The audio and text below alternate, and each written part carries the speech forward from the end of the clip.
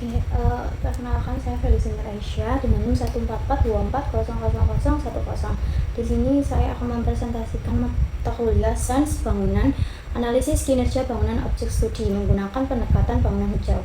Nah, untuk kali ini objek saya adalah Fakultas Kedokteran Universitas 17 Agustus 1945 Surabaya.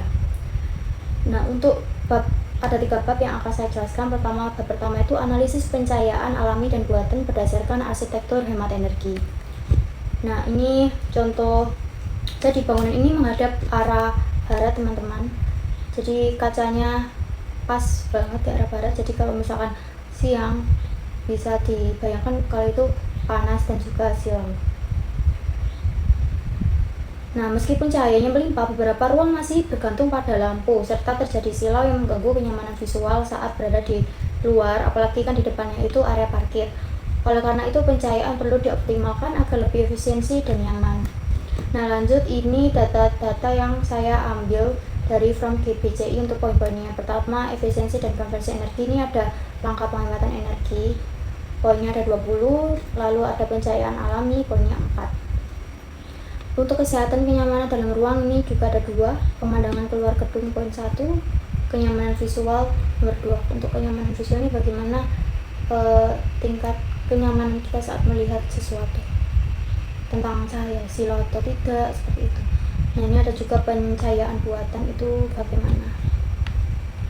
Nah, ini untuk tujuan mendorong menggunakan pencahayaan alami yang optimal untuk mengurangi konsumsi energi dan mendukung desain bangunan yang memungkinkan pencahayaan alami semaksimal mungkin.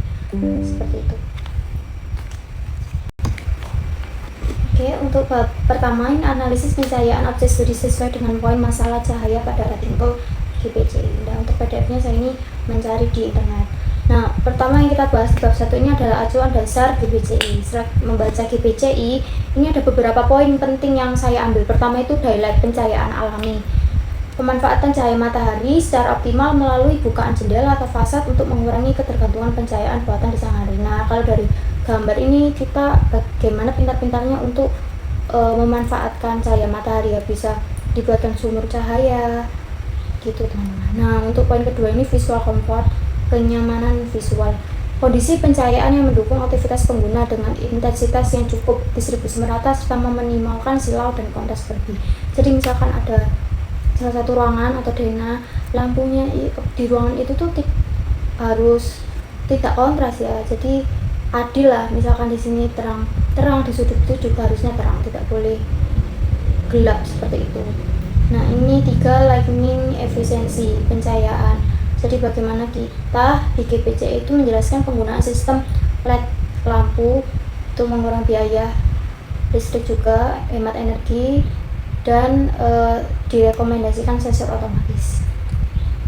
Nah, lanjut, ini adalah flare control, yaitu pengendalian silau. Itu bisa menggunakan strategi fasad.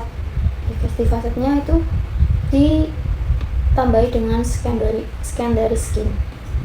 Nah, ini strategi desain untuk mengurangi cahaya langsung berlebihan melalui shading secondary skin atau material kaca khusus, jadi panasnya nggak langsung membakar ruangan. Nah, kelima ini lighting distribution, jadi cahaya matahari ini bisa didistribusikan atau di dalamnya nanti ada sebuah lorong atau jalur supaya cahaya itu bisa masuk, seperti itu. Ini ada contohnya seperti itu. Nah, lanjut, ini bagaimana kondisi pencahayaan existing di gedung F5, guys. Ini untuk pertama saya membahas area outdoor. Bisa dilihat ya dari gambar nomor 1 ini, fasadnya itu kaca depan. Nah, kalau siang hingga sore cahayanya kan tinggi kan, guys. Matahari itu mantul di kaca. Jadi bisa jadi orang yang diparkir di sini itu silau, guys, waktu lihat kacanya, apalagi waktu sore gitu ya.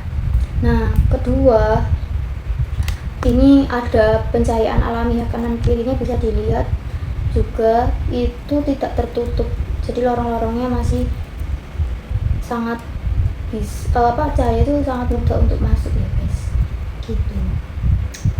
Nah, terus lorong-lorongnya itu tidak dibuat sekat-sekat, jadi langsung kanan kiri itu lurus gitu ya, guys, tidak ada ruang yang menutupi, jadi sirkulasi udaranya juga, cahayanya juga bagus. gitu. Jadi di sudut-sudut, apalagi di samping-samping kan ada tangga di situ, jadi tidak perlu lampu tambahan saat siang hari. Nah, untuk kondisi indoor sendiri guys, ini pertama di area depan ya, area panel listrik. Biasanya kalau panel listrik kan membutuhkan cahaya, apalagi kalau misalkan ada maintenance dan lain-lain. Tapi ternyata pas waktu saya ke sana sepertinya tidak perlu cahaya tambahan ya, karena cahaya alami dari matahari itu sudah cukup, sudah sangat bisa membantu kita saat kita memaintenance panel listrik.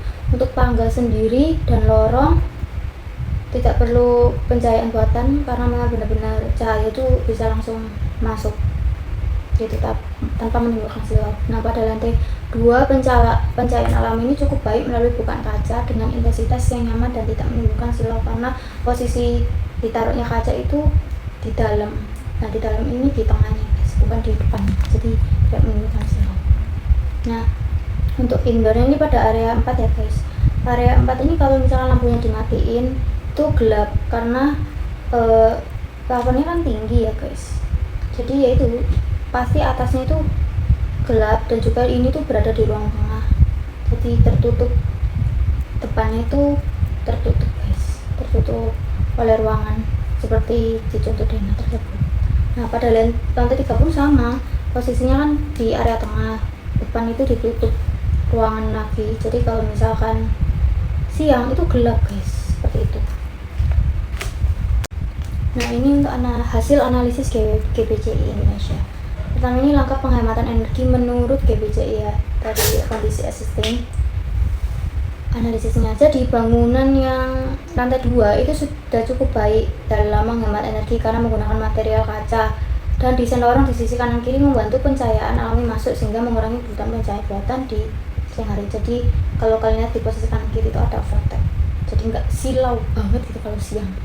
Nah, tapi di pencahayaan alami natural lighting di area belakang guys itu kurang, apalagi di area tangga belakang itu harus memerlukan lampu buatan ya, karena emang benar-benar gak masuk guys cahaya dari luar itu.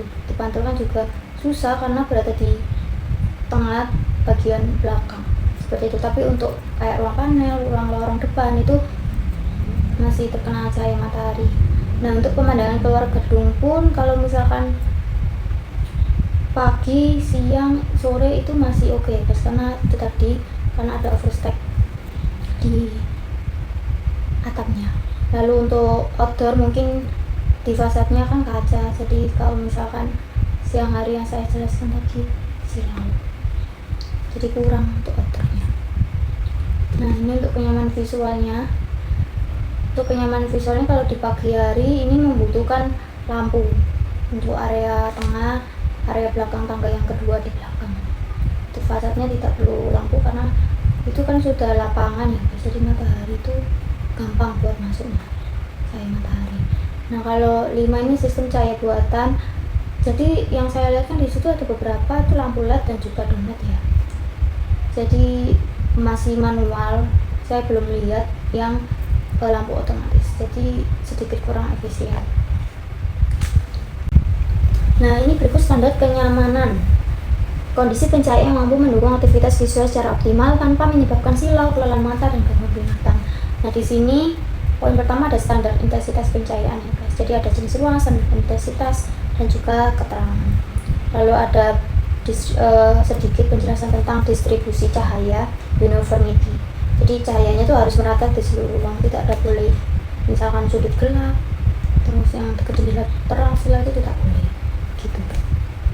Nah, ini kriteria kenyamanan visual. Pertama ini ada glare atau silau, jadi tidak terjadi silau langsung dari matahari atau lampu, tidak ada pantulan berlebih dari kaca atau permukaan mengkilap. Jadi gimana caranya, mungkin kita tambah effect atau apa. Nah, untuk kontras cahaya yang tadi aku jelaskan, perbedaan terang gelap harus dalam batas nyaman, nggak boleh misalkan ruang ini tuh gelap banget, ruang ini tuh terang banget. Terus bayangan atau shadow. Nah, ini contohnya, ini misalkan lampu ada kolom terus ada meja belajar. Nah, kan ada kolom nih, lampu kan nggak bisa tembus di kolom, jadi meja ini gelap, itu nggak boleh guys. Begitu, sama halnya dengan sinar matahari. Nah, untuk kualitas cahaya itu ada 3 kategori: underlit, overlit, stabil, dan nyaman. Ini berikut ada tabelnya. Nah, sekarang analisis kenyamanan existing plus dampaknya. Nah, yang saya analisis pertama ini adalah tentang poin silau ya guys. Jadi kan terjadi silau di bagian barat fasadnya karena pantulan pada fasad kaca. Nah, ini tuh menyebabkan ketidaknyamanan visual, mengganggu pandangan serta menurunkan fokus pengguna saat beraktivitas. Misalkan kita naik motor gitu kan guys, sambil motor terus ke distract. Terus poin kedua ini kontras cahaya tinggi. Nah, bisa dilihat ya guys, di lantai 3 ini terang, walaupun nggak pakai lampu lagi ini terang karena cahayanya tuh masuk guys, bisa didistribusi ganda, sedangkan yang di belakang ini gelap. Nah, ini membuat mata harus terus beradaptasi sehingga menimbulkan kelelahan mata dan menurunkan produktivitas. Untuk poin ketiga, distribusi cahaya tidak merata plus adanya bayangan. Nah, ini tuh mengakibatkan sebagian area masih gelap dan membutuhkan pencahayaan buatan meskipun pada siang hari. Itu nggak boleh guys, karena menghalangi lah visual kita. Terus 3, kualitas cahaya. Kondisi pencahayaan pada area outdoor cenderung termasuk kategori overheat karena intensitas cahaya matahari yang tinggi dan pantulan dari fasad kaca menyebabkan silau dan ketidaknyamanan visual, apalagi bagi orang yang parkir di depan.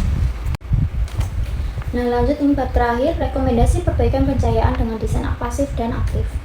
Nah, ini untuk desain aktif, pertama ada penambahan secondary skin yang saya jelaskan, jadi gak bisa langsung masuk gitu ya cahayanya guys, jadi meminimalisir silau dan bisa mempercantik juga. Terus menambahkan overtext dan juga material atap itu juga penting ya guys. Penggunaan atap bitumen berdaya tahan tinggi mampu meredam panas dan suara juga. Sedangkan penambahan elemen peneduh seperti overtext, atap, dan balkon berfungsi mengontrol cahaya masuk untuk kenyamanan visual di iklim tropis. Terus ketiga ini menggunakan material reflektif warna terang, membantu menyebarkan cahaya ke seluruh ruangan. Itu betul. Kalau misalkan warna catnya gelap, cahayanya itu juga diserap gitu.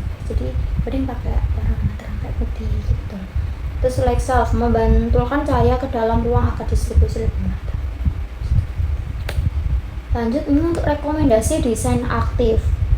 Jadi kita menggunakan lampu hemat energi atau menggunakan lampu otomatis. Jadi kalau misalkan jarak berapa sentimeter gitu, pas waktu kita jalan di depan lampunya itu nyala, pas waktu kita maju atau bergerak lain lampunya mati.